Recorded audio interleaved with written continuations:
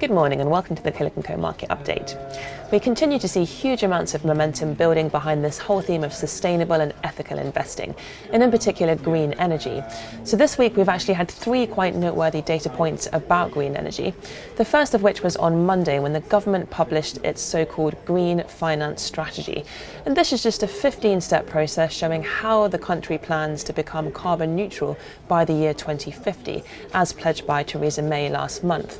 And as a part of the strategy, there was a proposal to try and force all companies on the London Stock Exchange to disclose exactly what their carbon footprint is and to explain what they're doing to try and reduce that. So that really could mean quite a significant change for companies on the stock exchange. And at the moment, I actually think it is something that shareholders really do want. For example, last month at BP's AGM, there was quite a lot of shareholder dissent because the company is not doing more to reduce its own carbon footprint. So I think this is really the way that things are going at the moment. And the second piece of noteworthy news on the green energy space was that the National Trust, which has a £1 billion investment portfolio, has announced this week that it will be completely selling out of its oil and gas holdings.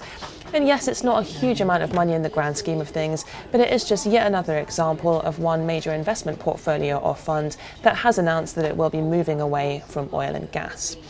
Now, the third piece of news was that the FTSE Russell Group, which runs the FTSE 100 or classifies the FTSE 100, has announced that it will be reclassifying the oil and gas sector as non-renewable energy.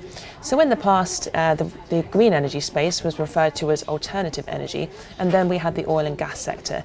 That's now been changed, so we now have renewable energy and non-renewable energy. So yes, this is just a name change, but calling something non-renewable energy just makes it seem a bit dirty, and I think to some extent it will deter some investors from investing in this space. So huge amounts of momentum behind this theme of sustainable and green energy, and this is something that we do expect to continue for the foreseeable future.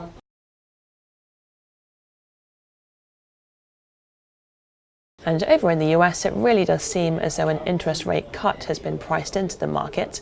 And in fact, as proof of this, Goldman Sachs announced this week that it will be reducing the interest rate on its high interest savings account, which is called Marcus.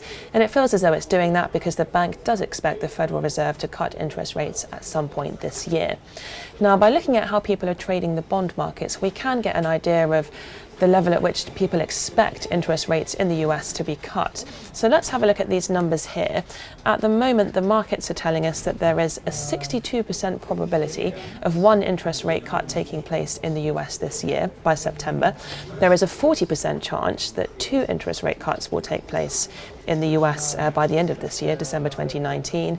And there's a 29% chance that three interest rate cuts will take place in the US by March 2020. So at this stage, it really does feel as though it's a case of when, not if, will the US cut its interest rates. Now, this week, the US equity market did hit a new record high, but if we do have an interest rate cut, there is a chance that equity markets could go even higher.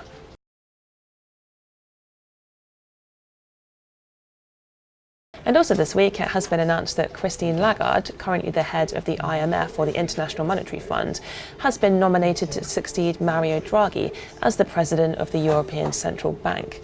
Now, she was quite a surprising choice because she has very little experience in central banking.